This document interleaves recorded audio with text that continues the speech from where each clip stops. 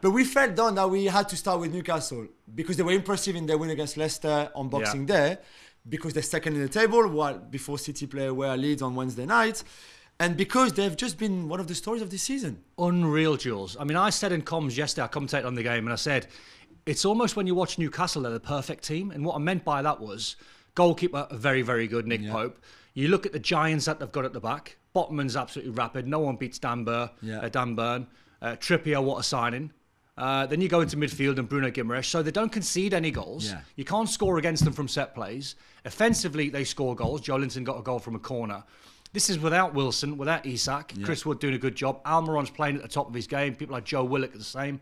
So you watch them and they're so confident, Jules. They've just gone 6 wins on the spin in the Premier League. I mean, they're flying. It's so good. It's so good. So now we said the second, because City still have to play against Leeds and they have a game in hand anyway on them. Same with Arsenal. But they've only lost one game, which was that defeat. Remember Liverpool last second? 99th minute or something. They conceded. They drawn 6. Maybe some of those games could have been wins. Yeah. Some of them might have lost a couple as well.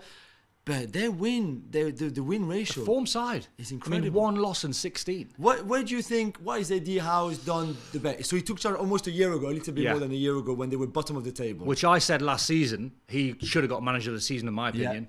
For a manager in the bottom 3 to take them where they were. I think it's a lot of work on the training ground, improving some good players, like I mentioned, Joe Willock and Almiron, Joe Linton, etc.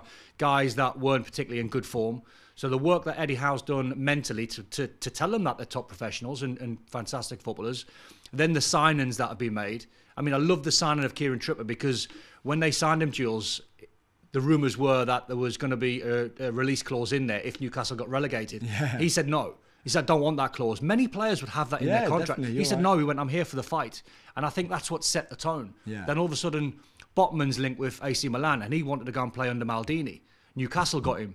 So the calibre of player that Newcastle are bringing in is exceptional. Sure. You know, many big teams across Europe would want some of their players. Yeah. Then the confidence, then Bruno Guimaraes. I still don't know how we've got him, by the way. But what a player. I know. And then on Tyneside, you know, St James's Park is rocking. It's a great city. I'm from Newcastle, so it's a great city to live in anyway. But when the football's flying, there's no better city than Newcastle. Yeah, you're right. I mean, yesterday was away at Leicester, but you feel it. You feel it. I can't remember what home game I did this season in the Premier League, and it was incredible. And you could feel the buzz. And Leeds up next, which is going to be special. Yeah. And I mean, of course, I did a radio show in France yesterday, and the guy who was with me is a former French international, and he said, like, do you think Newcastle can actually are in the title race? Yeah. And I was like, well, technically they are, of course they are. Even if there's a bit of a gap with Arsenal and the City there and blah, blah, blah. But of course they are. They can't, can they?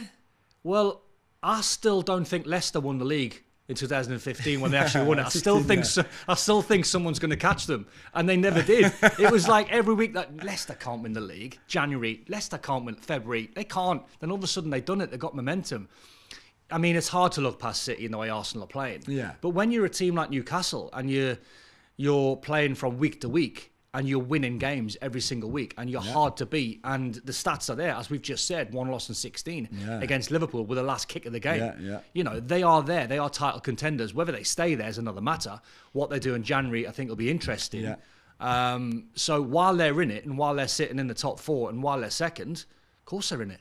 Yeah, no, I agree with you. There's a big game at Arsenal coming up next week. Yeah, that'll be the test. Yeah, that will be a big test. You're right, but let's not forget, no European competitions come in February, for example, when City and Arsenal will play Champions League, Europa League, all of that. What do you think? What would be a good January month in terms of transfers, or would you keep the squad the same?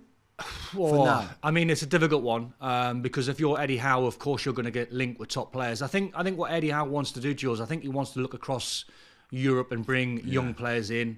There's rumours of Eddie Howe looking at 1 or 2 Brazilian players, young lads. So that might be the way to go. Invest in a little bit of youth, because it's actually quite a difficult job. If you're in Eddie Howe's shoes now and you're flying and you're sitting second in the league, your football is really, really good. How do you improve that without, you know, losing a little bit of harmony? Yeah. You know, it's a balancing act, isn't it? If you've got Almiron, who's playing the best football he's played in years, then all of a sudden you bring someone into playing his position. That's going to knock his confidence. Yeah, completely. And likewise, right throughout the side. So I don't think you'll do too much at the starting 11. It might be a squad thing. Yeah, and you don't want to like unbalance the dressing room either. It looked like everybody's pretty happy the way it is now, and it's working well. Let's not forget that Bruno was injured for 6 weeks or something. That Saint-Maximin has missed most of that first half of the season as well. So now that Bruno Guimaraes is back, and we'll talk about him a bit more on the podcast, and same with Almiron. Just to finish for the TV segment about it, Don, you would have never thought that at the start of the season, even with the momentum from last season, that we would be at Christmas, just after Christmas and Boxing Day, talking about them right now. No. Someone said to me at the start of the season, being a Newcastle fan, what would you take? And I said top 10, but I meant sort of 8th, 9th, 10th, and to go deep into a cup competition. That's still the dream for Newcastle fans. Yeah, for sure. To try and go deep into an FA Cup, go as far as you can, maybe try and get to a semi or a final and win it, because that's what Newcastle need now. The fans need a trophy. But to be sitting second, if they got Champions League football at the end of the season, he should get manager of the year. Definitely. He should have got it last year, but what a turnaround, what a season. They've just got to hang in there.